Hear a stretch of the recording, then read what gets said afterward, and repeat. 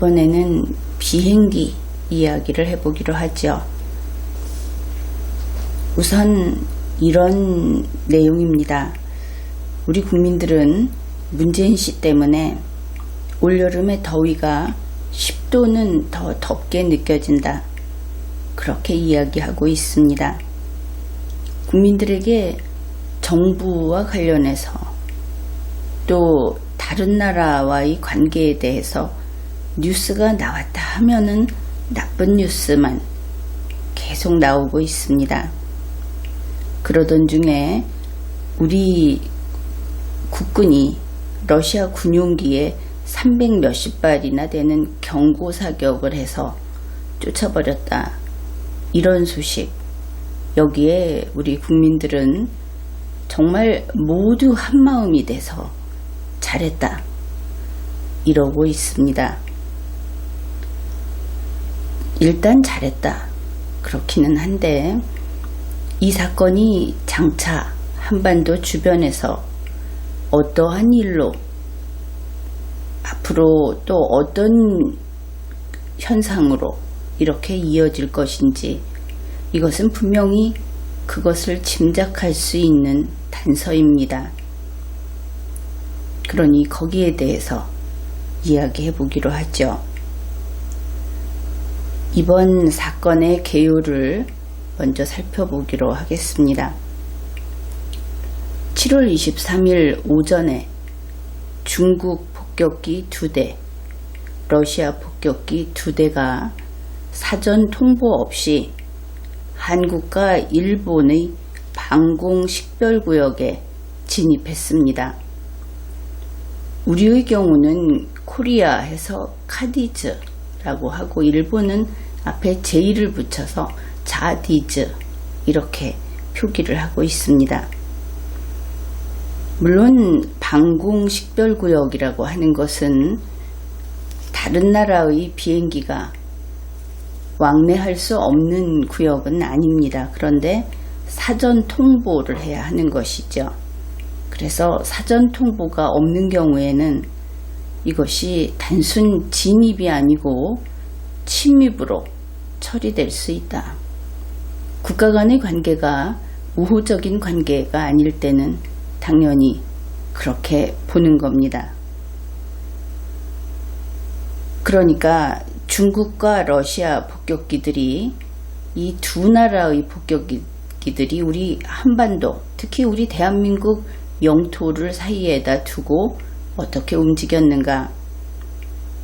우선 한반도 서남쪽 저 밑에 거기에서 이것은 물론 중국 폭격기가 되겠습니다. 바다를 따라서 거기에서부터 우리 남해안을 거쳐서 다시 위로 올라가면 동해안으로 이렇게 바다가 이어져 있죠. 그래서 동쪽의 NLL까지 이 사이의 영역에서 중국 폭격기, 러시아 폭격기가 전체 시간으로 보면 7시간 정도 된다고 하죠. 그동안 물론 이제 여기서 왔다 갔다 했는데 이 구역은 또 우리 대한민국과 일본이 맞닿아 있는 그런 영역이 됩니다. 그러니까 한국과 일본의 방공 식별구역을 침입하는 그런 행위를 이 기간 동안에 이 시간 동안에 했다. 이것은 보도되어 있는 그런 뉴스들을 참조하면 확인할 수 있을 겁니다. 그러니까 이것이 어떤 형태가 됐는가, 양대 진영이 대결하는 형태가 된 것은 분명하겠죠. 사회주의 혹은 지금은 딱히 공산주의라고는 할 수 없는데 그 특성으로 보면은 민주주의가 아닌, 우리가 말하는 자유민주주의가 아닌 집단주의 쪽, 이들이 바로 중국과 러시아가 될 겁니다. 형태가 무엇이었든 국민의 자유를 보장하지 않고 이런 곳이죠. 중국과 러시아 폭격기가 합해서 4대, 이것이 일종의 연합 형태로 같이 움직였고 거기에 대응하는 한국이 있었고 일본이 있었습니다. 이러면은 당연히 한국과 일본이 또 연합해서 한 팀으로 움직였어야 하겠죠.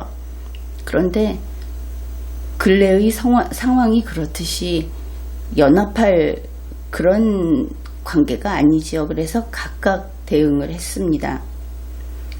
일본의 경우에는 이 방공 식별구역에 허락 없이 사전 통보 없이 들어왔다. 이것을 가지고 전투기 10여 대가 출격해서 경고 신호를 보내면서 물러나라 하고 압박을 했습니다. 그런데 이 방공 식별구역 침입행위 이것만을 두고 봤을 때는 한국 측에서는 전투기가 출격했다 하는 이야기가 없습니다. 그리고 무엇을 했는지 그것도 좀 불분명한 상태입니다. 이것만이었으면 사건은 이번같이 이렇게 커지지 않았겠죠. 그 다음에 독도 영공 침입 사건 이것이 발생합니다. 러시아의 A-50 조기경보 통제기가 한국 영공을 침입한 것입니다. 그런데 이것이 한 번만 그렇게 했다고 하면은 어떤 변명도 좀 들어줄 수 있을 텐데 두 번을 이어서 바로 이렇게 했기 때문에 이것은 실수가 아니다. 그렇게 볼 수밖에 없는 것이죠. 1차는 오전 9시 9분에 발생했습니다.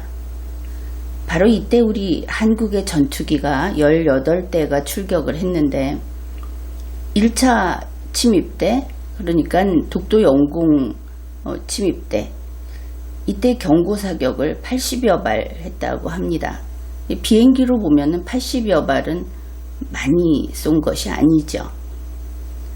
그런데 9시 9분 1차 침입 때 이렇게 했다.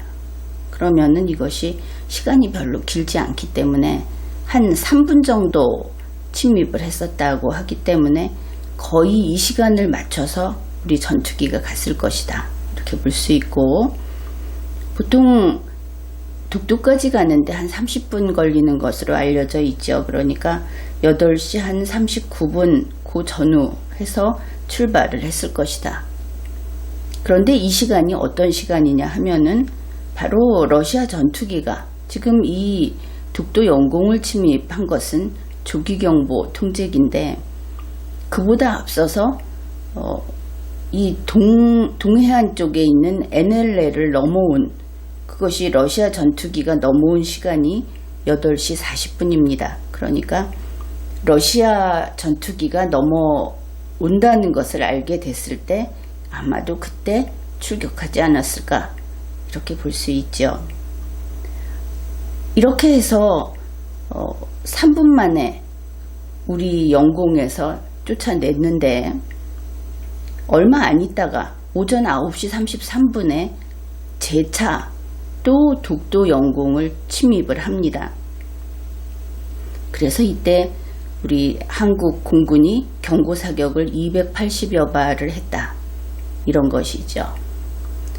그래서 이 일이 있고 나서 국방부에서는 14시 30분, 2시 30분에 중국의 국방무관을 조치하고 또 15시, 3시에는 러시아 공군 무관을 조치해서 이에 대해서 항의하고 재발 방지를 촉구했고 또 재발하지 않을 수 있도록 대책을 마련할 것을 요구했다. 이것이 국방부 브리핑에 나타나 있습니다. 또한 외교부는 한국 주재 중국 대사 그리고 러시아 임시 대리 대사 이들을 조치해서 항의했다. 여기까지 뉴스에 보도가 됐습니다.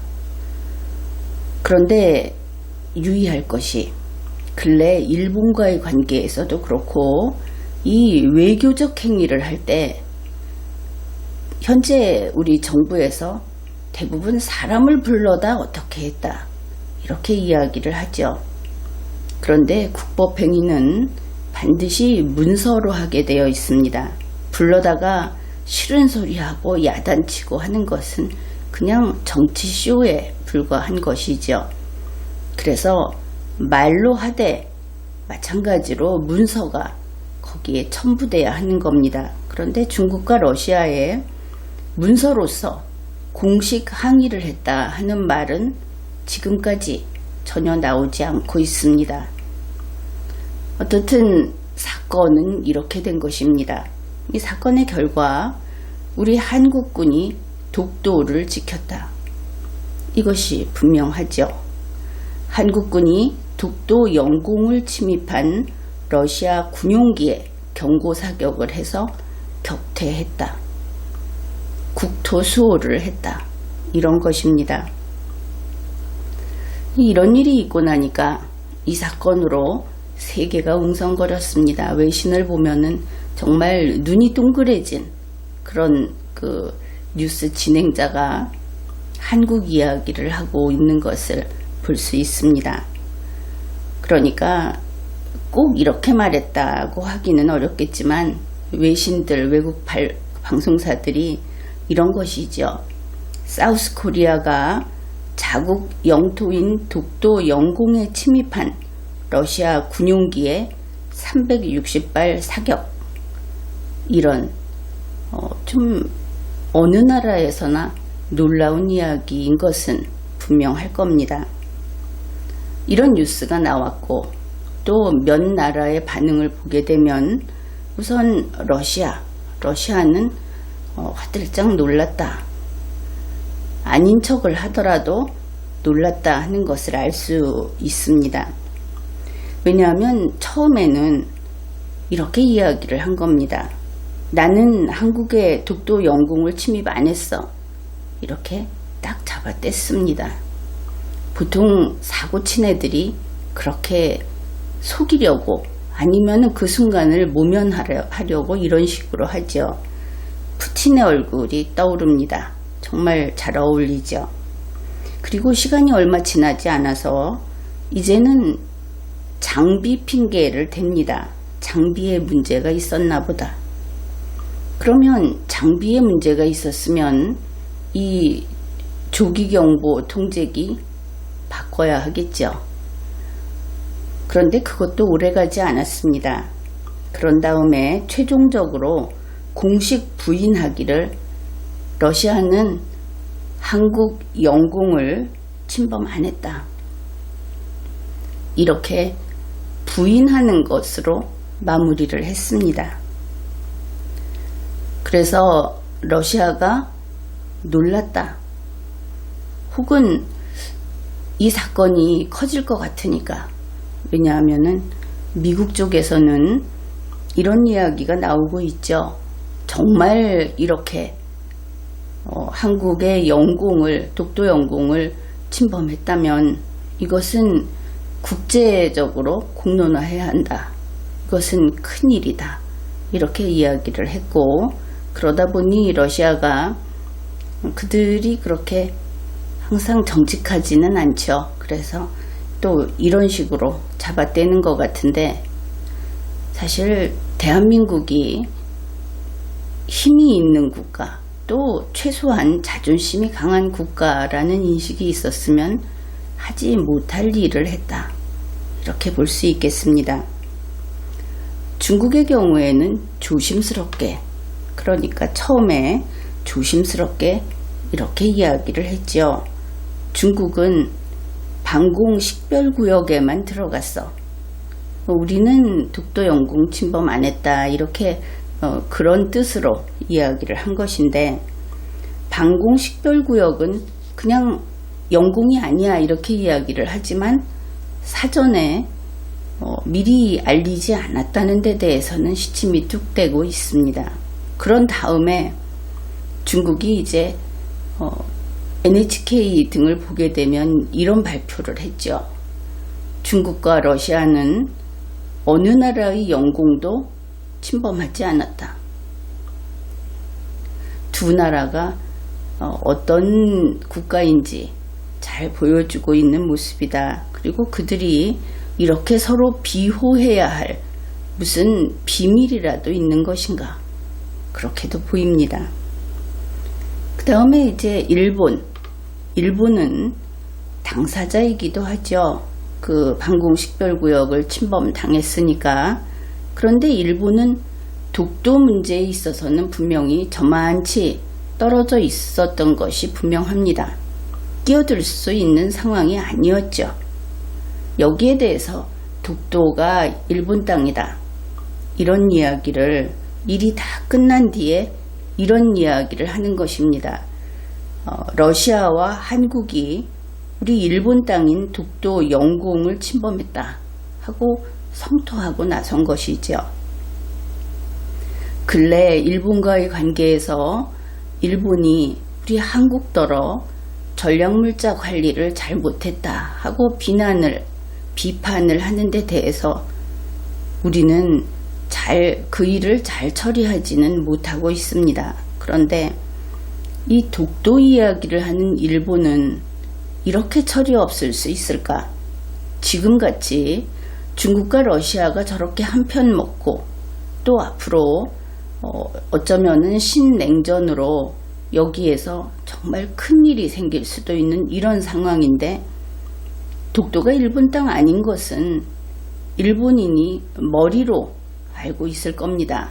가슴으로는 부인을 하더라도 독도에 가면 태극기가 걸려 있고 독도에 문제가 생기면 한국이 달려가서 손을 봅니다. 그리고 지금처럼 독도가 침범당하면 우리 한국군이 가서 싸워서 독도를 지키지요. 독도를 실효적으로 지배하고 있는 것도 한국이고 독도의 주인도 한국인 것입니다. 지금에 와서 경제적 이익을 바래서 가장 큰 것은 그거였죠. 그래서 이 독도를 바다에 대해서 바다의 그 자원 채굴을 한다든지 하는 그런 걸로 시작돼서 독도에 눈독을 들이고 있는데, 이제 일본도 여기에서만큼은 손을 떼는 것이 어떻겠느냐, 그렇게 봅니다. 이 서로 의미 없는 싸움을 계속할 필요는 없는 것이죠. 그래서 일본은 독도에 대한 것만큼은 그것은 정말 이제는 의미 없는 일이다.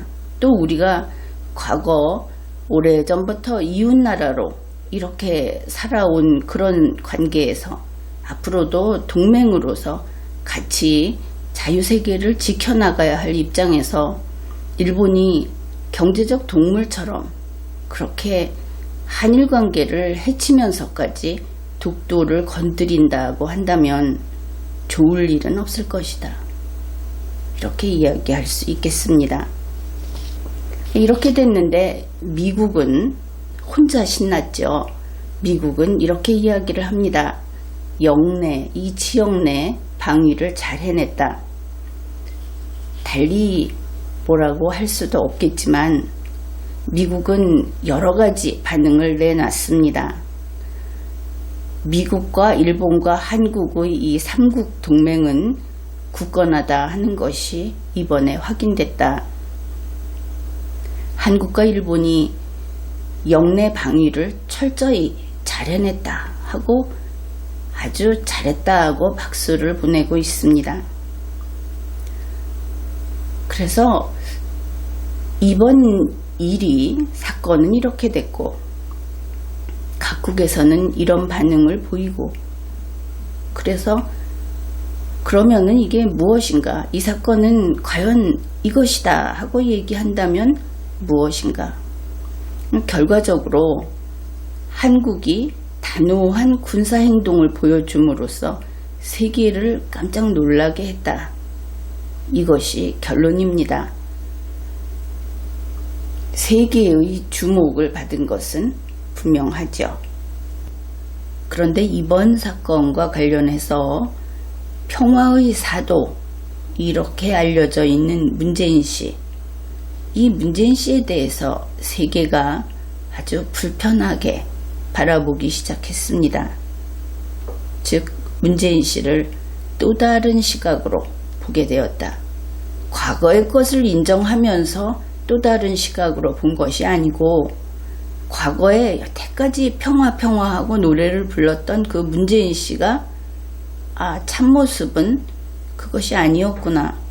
저 사람 얼굴이 저것이었구나. 이렇게 보게 됐다 하는 것이죠.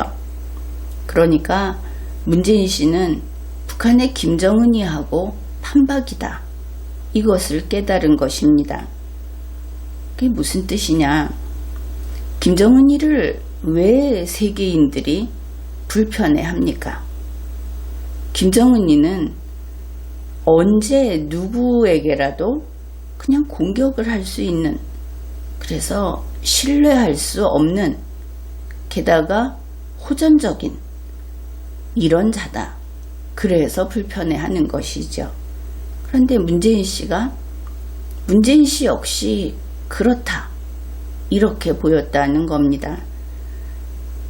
누구보다도 쉽게 전쟁을 일으킬 수 있는 인간이다. 이것을 입증해 버린 것이죠. 이번에 한국의 군사행동, 이것은 물론 매뉴얼에 따른 것이다. 이렇게 보는 것이 옳을 겁니다. 그런데 한국이 지금 어떻습니까? 시스템이 무너졌다. 국제관계도 망가졌다. 경제도 나빠졌다. 사람들은 무식해졌다. 문해력이 굉장히 낮다 하는 것도 객관적으로 증명이 됐죠. 연구 결과가 나와 있습니다. 한국이 이렇게 돼 있습니다. 그래서 정보력은 떨어지고 통제 능력도 없고, 이런 한국과 같은 곳에 매뉴얼만을 기계적으로 따르게 되면 바로 이번 같은 일이 일어날 수 있다. 이번에 잘못했다는 것이 아닙니다. 그러니까 어느 순간 상대방이 실수를 했다고 했을 때 그 실수를 가장 피해를 줄이면서 마무리시킬 수 있는 능력이 매뉴얼에는 없는 것이죠. 그저 공격하면 물어버리는 동물같이.